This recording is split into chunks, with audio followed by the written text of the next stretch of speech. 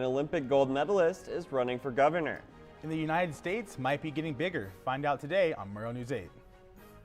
From the Northwest Public Broadcasting Studios on the campus of Washington State University, this is Murrow News 8. Good afternoon. I'm Jay Bradley. And I'm Alex Catanzaro. Welcome to Murrow News 8. The U.S. House of Representatives has passed a bill that would admit Washington, D.C. as the 51st state in the Union. The bill passed along party lines 216 to 208. The new state would be named after Frederick Douglass and give Washington, D.C. 2 voting U.S. senators and a member in the House of Reps.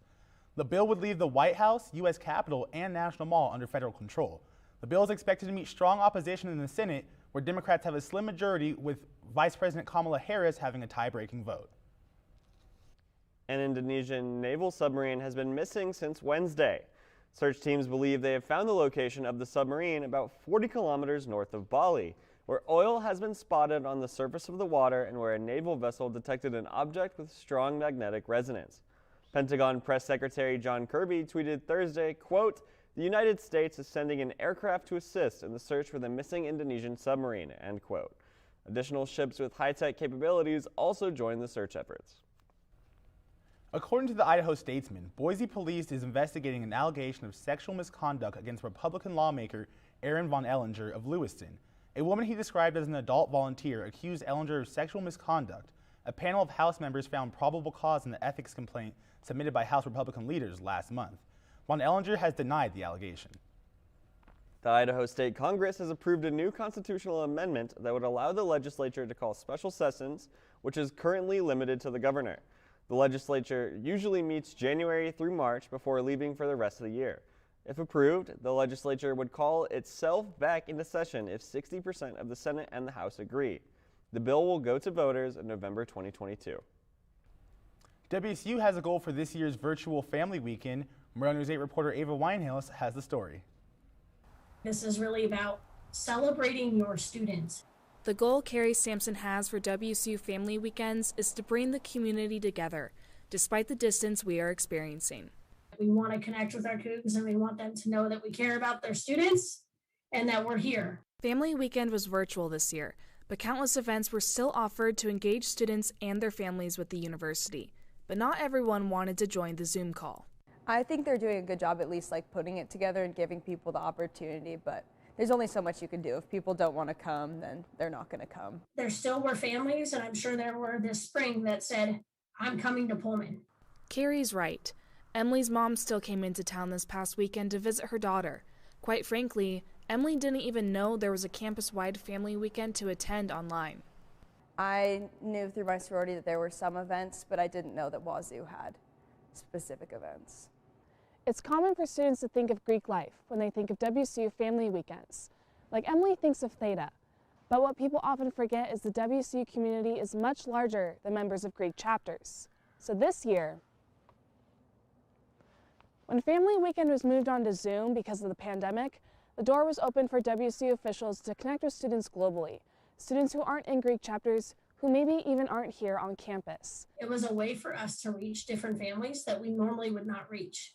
But they definitely want to be heard and connected with, and they want to know that their students are doing well at WSU, and they want to learn more about WSU and vice versa. We want to learn more about them.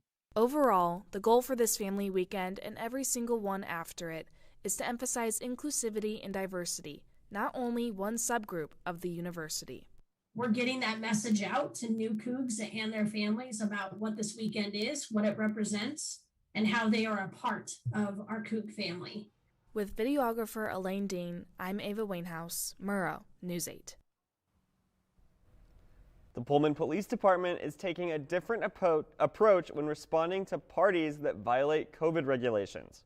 Murrow News 8 reporter Isaac Connors is on the scene with more information.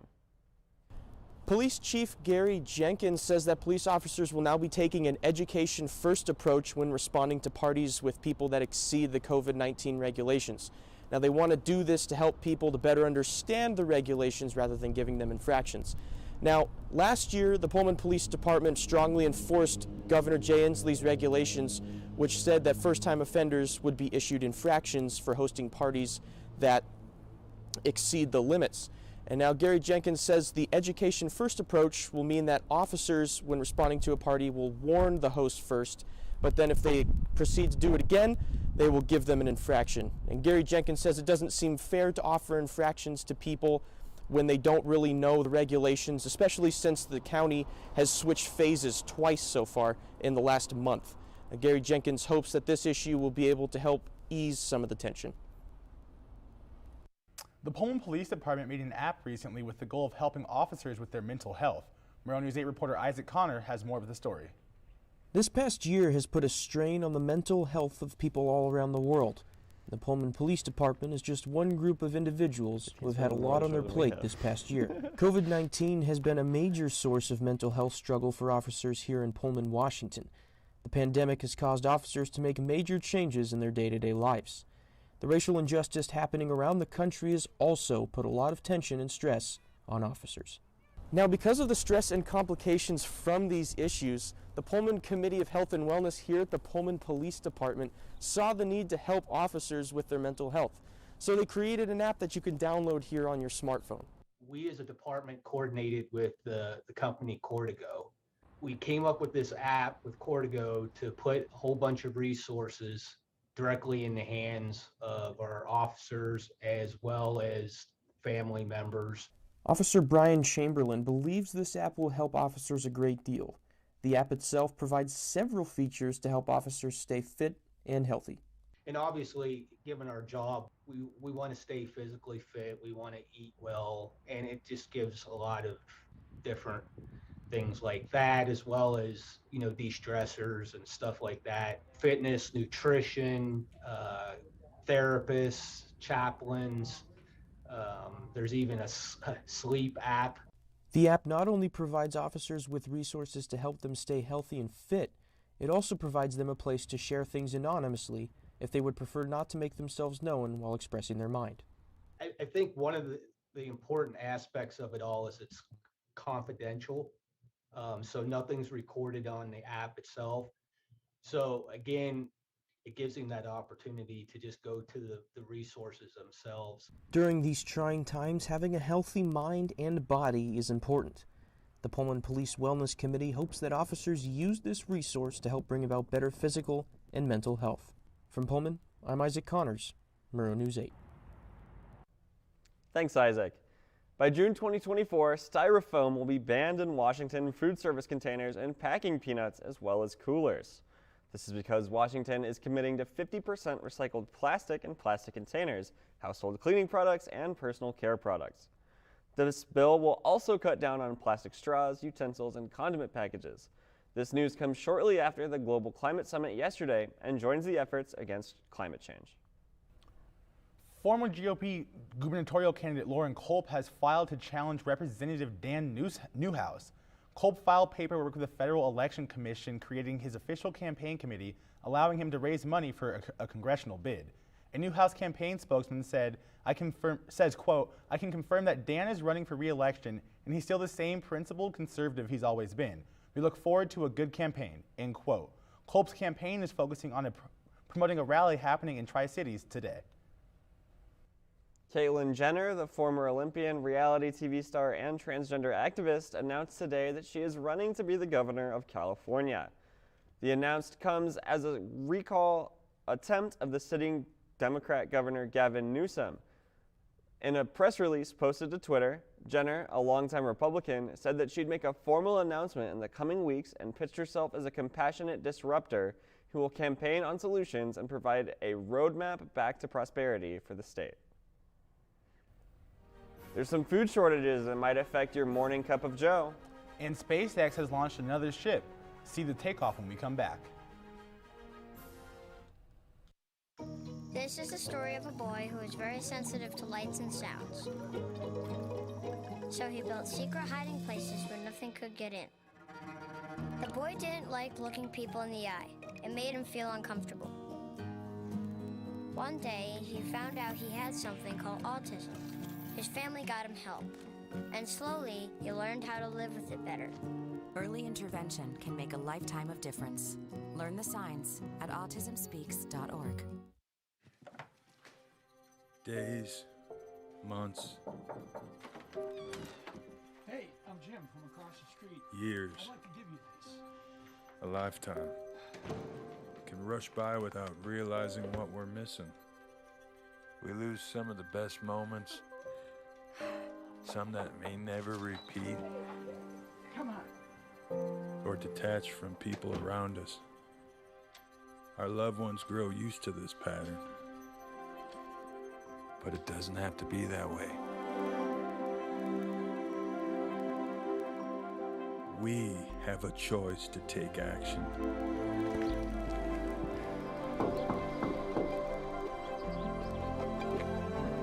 It's never too late to live a full life again. Hear how many of us Vietnam veterans have managed our mental health and reconnected with our families. Visit maketheconnection.net to find out more. I'll never forget the day our landlord called and said, read your lease. No pets allowed. My owner tells him my dog ate the lease, but that didn't work. And now I'm stuck in a shelter. But this pit bull is ready for a new crib. I'm loving, loyal, and play well with others. So don't be intimidated by all my muscles, because the biggest one I have is my heart. That's right, I said it.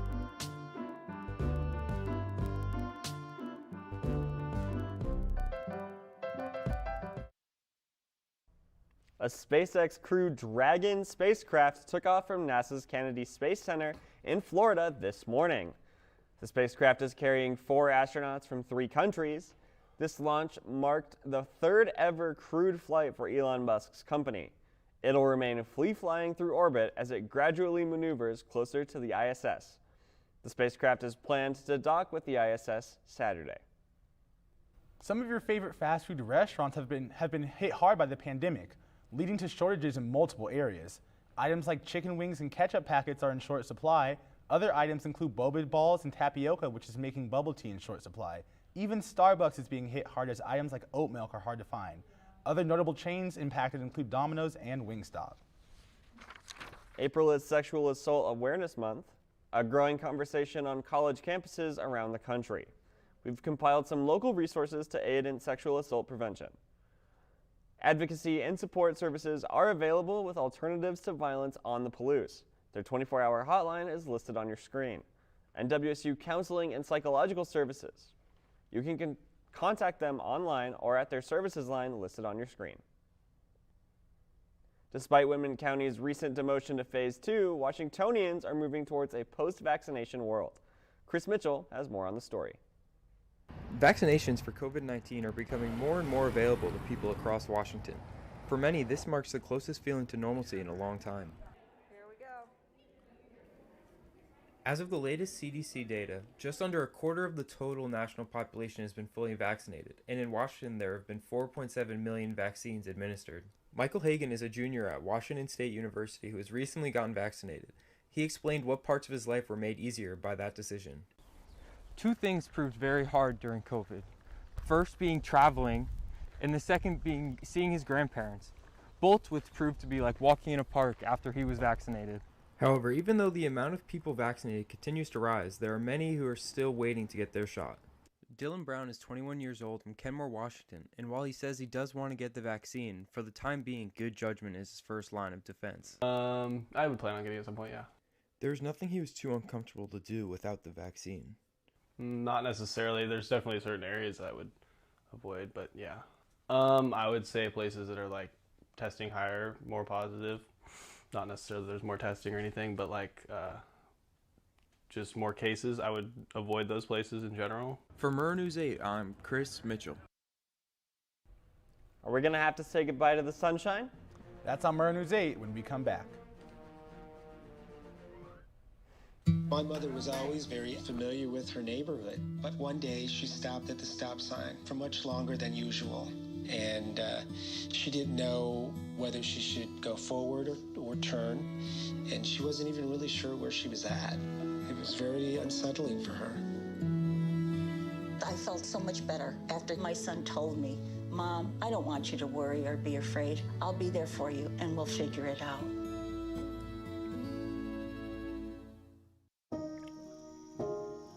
This is the story of a boy who didn't talk for a long time. The boy liked things to always be the same. Any changes would scare and upset him. The unknown was an unfriendly place. The boy was very sensitive to lights and sounds. So he built secret hiding places where they couldn't get in. The boy didn't like looking people in the eye. He wasn't trying to be mean, it just made him feel uncomfortable. Sometimes he would flap his arms again and again. One day, I found out I have something called autism. My family got me help. Slowly, I found my voice and learned all the ways I could live with it better. Early intervention can make a lifetime of difference. Learn the signs at autismspeaks.org.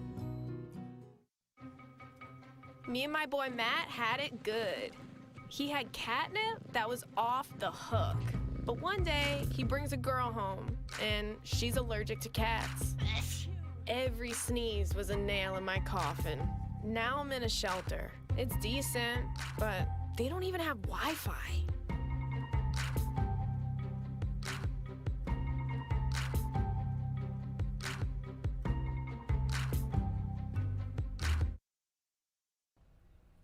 I don't know about you at home, but I have loved the weather the past few weeks. But I have heard that the rain's coming. Alan, please tell me the sun's here to stay. Thanks, Alex. Unfortunately, that might not be the case after a windy and rainy day yesterday. Today is looking like a better day. We have a high of 61 and a low of 43. There is a slight wind chill coming from the west at 10 miles an hour.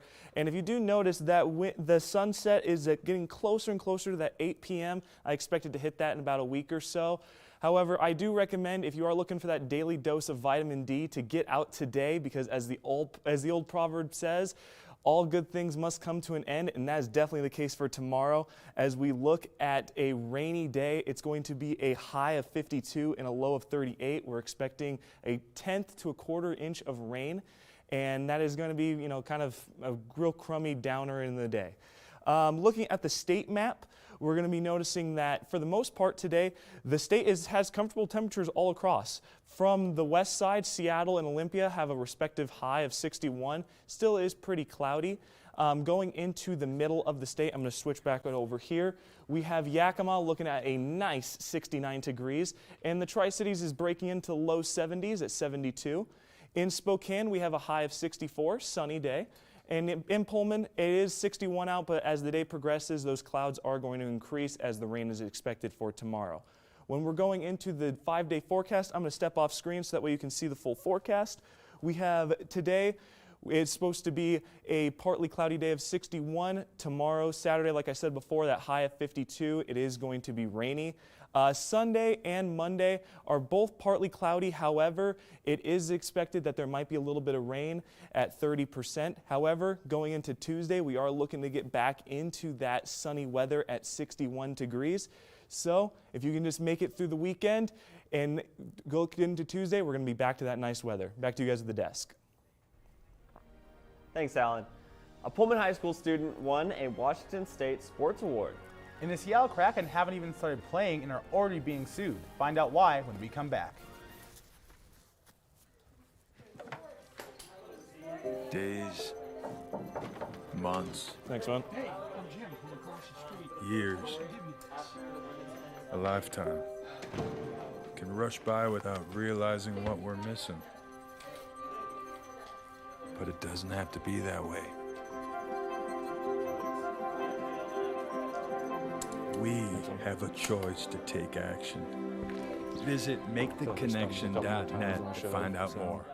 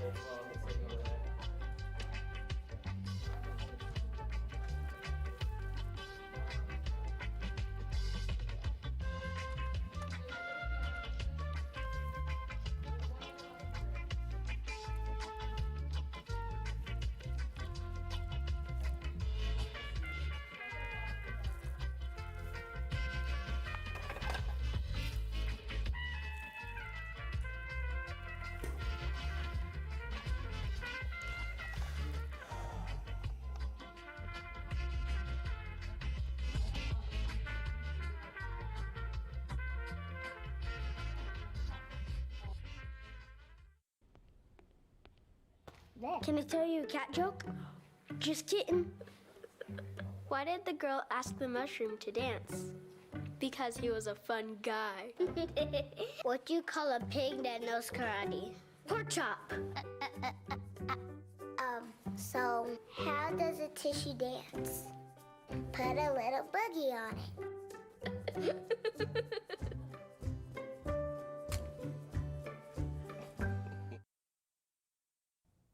Good afternoon, I'm Jake Knight with your sports. There's a full slate of WSU athletics today. On your screen, you can see all of the action. Baseball starts a 3-game set against the Golden Bears tonight, and track and field starts a 2-day meet against the Oregon Ducks. The Women's Golf Pac-12 Championship is a 3-day event starting today at the Stanford Golf Course. The women teed off this morning and are currently playing, and for women's tennis, they entered the Pac-12 Championship in San Diego as the 9 seed. They faced off against the Colorado Buffaloes, the 8-seeded Buffaloes, where they swept them clean 4-0 sweep in their match. The 9-seeded Cougars take on UCLA tomorrow at 9 a.m. The State of Washington Athlete of the Week award goes to Pullman High School golfer Lauren Greeny. In the Pullman High Greyhounds first league match, Greeny won by 21 strokes. She followed that performance with an 11-stroke win in her next match. As college sports return to normalcy following the unintended side effects of COVID-19 pandemic, Murrow News 8 reporter Alan Lester takes a deep dive into one of college athletics' biggest debates. For student athletes like WSU women's soccer player Khalees Barton, the discussion around compensation is less about what the university is providing and more about the interests that the athletes are restricted from. I have no time to have a real full-time job and to make money that way, whereas like there are different, side hobbies and small businesses that I would like to put more time and effort into and like get compensation back for that. But being an NCAA student athlete prevents a lot of us to do certain things like that. However, for people like NCAA insider Lane Higgins, the notion of compensation could mean that the balance of competition in amateur sports will be severely hindered or broken. If athletes are allowed to make money, the most talented athletes will go to the schools with the deepest pockets, and that will forever tilt the competitive balance in sports towards the schools that are the wealthiest. When it comes to college sports, there's no bigger moneymaker than March Madness. In 2019, the NCAA raked in $1.1 billion in revenue, with most of the money coming from the men's basketball tournament in the form of TV rights and ticket sales.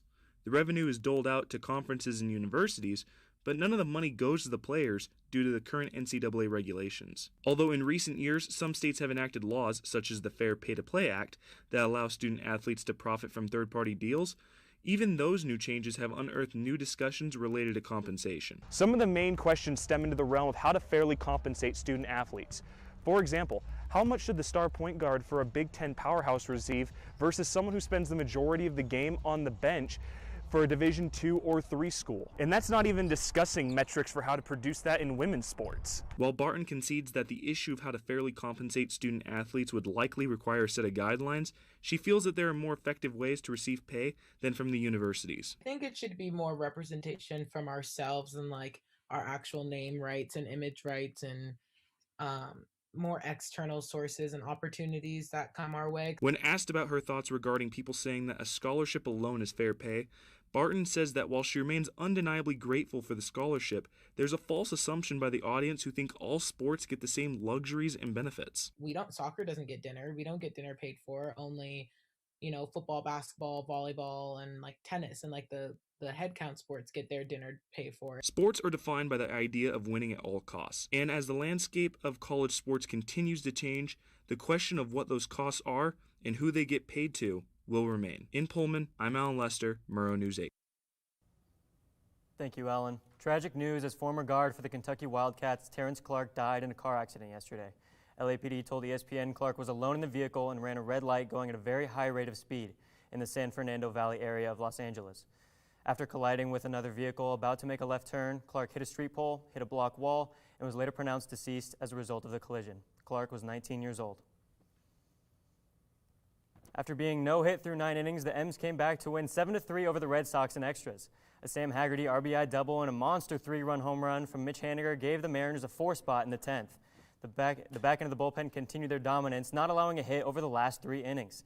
Yusei Kikuchi takes the mound for Seattle against Martin Perez and the Red Sox tonight at 4:10 p.m. The hockey team Seattle Kraken is not the only Kraken in town. According to Cairo 7, the Kraken Bar and Lounge in the University District is suing the new hockey team for $3.5 million, saying the organization is harming their brand. Since the hockey team never came out, many patrons have been assuming the bar is a hockey bar, which the plaintiffs claim is hurting their brand since they've been building since 2011.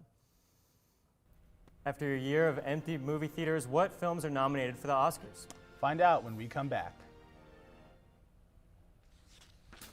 1 in 3 adults has pre-diabetes. 1 in 3. That means it could be you, your favorite brother, your other brother, you, your football buddy, your football buddy, you, the boss's boss. If 1 in 3 adults has pre-diabetes, that means it could be you, your barber, your barber's barber. Nice work. Thanks. You, your plumber, Breathe right into your foot. your plumber's masseuse. Yes. You, your dog walker, On your left. your cat jogger. Or you, your co-pilot, your co-pilot's co-pilot. While 1 in 3 adults has prediabetes, with early diagnosis, prediabetes can be reversed. Take the risk test at doihaveprediabetes.org to know where you stand. Let me tell you about the toughest guy on earth. He does the work of 2 jobs, but only gets paid for 1. He's tough enough to feed the man that gave him a lifetime of nourishment. He has the crazy strength to lift the man that raised him up without even flinching. That's right. No employee of the month bonus check here. This guy, no, this warrior, will always be by his father's side, even if his dad will hardly remember. Good luck finding a gym to train for that. If this guy isn't the toughest guy on the planet, then I don't know who is. Caregiving is tougher than tough. Find the care guides you need at aarp.org/caregiving. After much anticipation, this Sunday, the Oscars return. It's going to be an interesting road to the 93rd Academy Awards, with Hollywood navigating a year pretty much without movie theaters, a smaller volume of top-notch contenders, and a slew of virtual film festivals. Much of the talk going into the weekend is centered on the 8 Best Picture candidates, which has been led by Chloe Zhao's acclaimed road trip tale, Nomadland. You can watch the Oscars on ABC at 5 p.m. Now, I don't know about you, but I don't know a lot about the Oscars. I've only seen one movie that's up for Best Picture, but Yeah. What do you know about it? Well, I know that nominations work really weird. You actually have to release in a theater to be possible to be nominated. So even if something comes out on something like a Netflix, it does need to come out in movie theaters, or else they literally aren't allowed to nominate it or vote for it for any of the categories, let alone Best Picture. Okay. I know there is a couple of virtual films up for Best Picture. They were released first on streaming services. So I wonder, in the year where most places were closed, how they changed nominations to account for that. Yeah. So That's interesting, because the one film I've seen is actually a Netflix film, so I'm guessing they released it in theater as well, because The Trial of the Chicago 7, that's the film I've seen, and I don't know. Yeah. Apparently it's up for nomination, so it must have been released in theaters. Yeah, for sure. Well, thanks for watching. Have a good night.